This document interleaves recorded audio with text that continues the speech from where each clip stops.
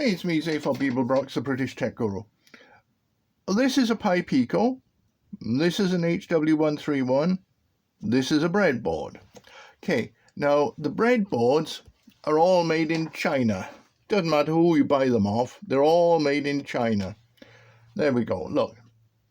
It's plugged in. I've got a 9-volt battery running this HW131. The LED is flashing. Good, we're good so far. Now let me pull this HW131 out and let's move it down the board a ways and plug it in. We're not getting anything now. And the reason for that is because somewhere along here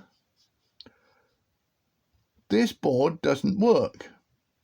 And I'm not quite sure where it doesn't work, but if we move that up a little bit, and we get nothing, and we move it up a little bit more, and we get nothing, and we move it up to there, and we get nothing, and we move it up just a little bit more, and it works.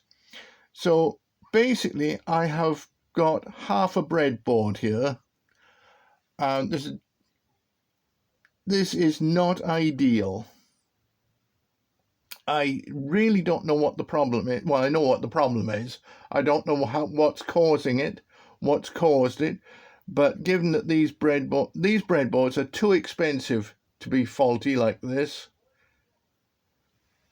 and I shall be very, very glad to get back to using my normal microcontrollers, which are the ATtiny 85, Tiny 88. Sorry, ATtiny 85, ATtiny 13 that I actually solder in place. The breadboards drive me bonkers half the time.